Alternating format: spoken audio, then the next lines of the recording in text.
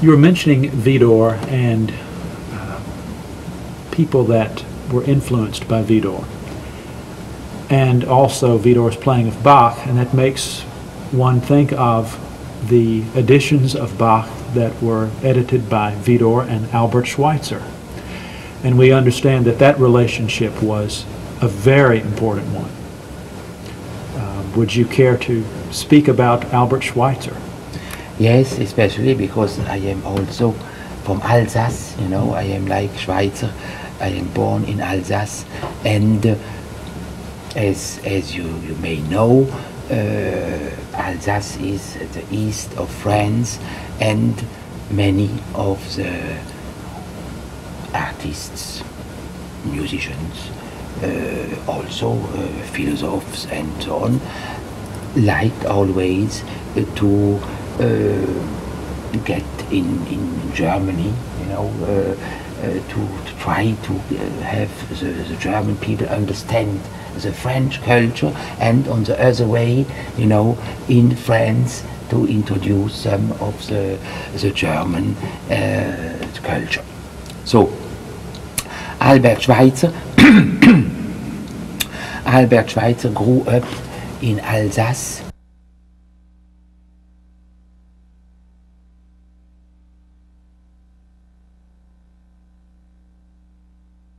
When he had made his Abitur, this is baccalaureate, this was, I think, in 1893 or 1 year later or before, his great wish was to do a trip to Paris and to meet Widor. And so he came to Saint-Sulpice and he met Widor, and this happened here. As you know, in 1893, Widor was a great professor, known all over the world, respected all over the world. And here comes this young student and starts to speak with the master.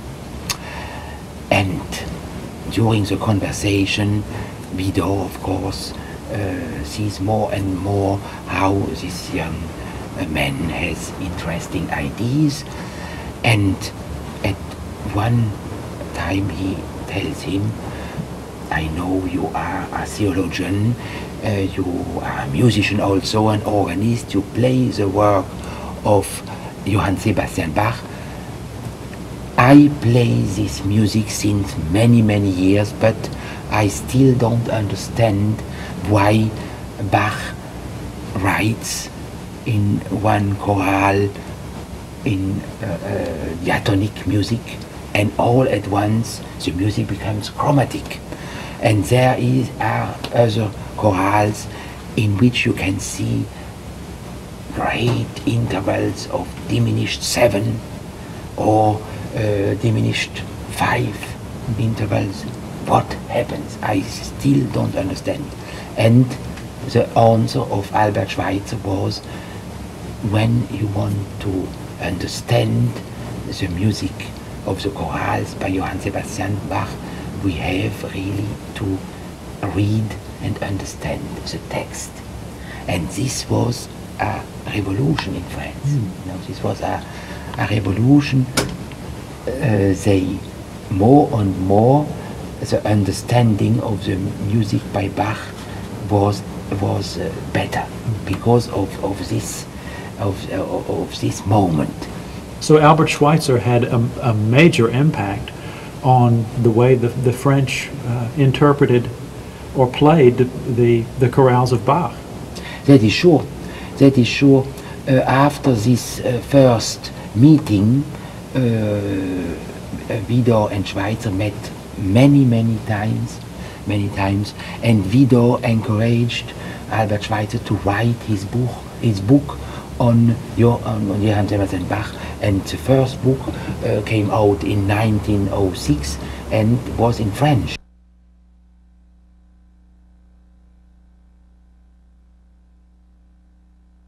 German, and also some years after, they did this together, this great edition in New York, you know, Schirmer, the whole work of Sebastian Bach. It was a very, very important thing.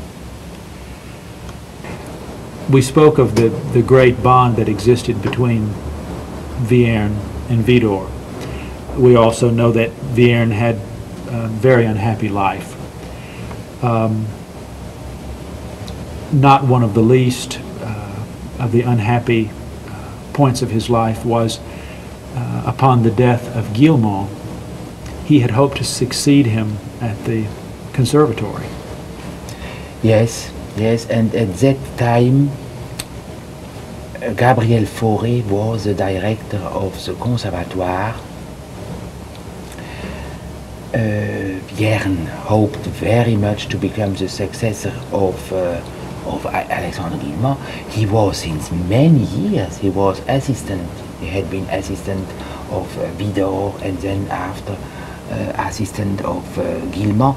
And we must also understand that he was not a very common assistant, because Guillemot did this very long concert tours in the USA, in America, and Vierne was for months and months having the whole class to conduct.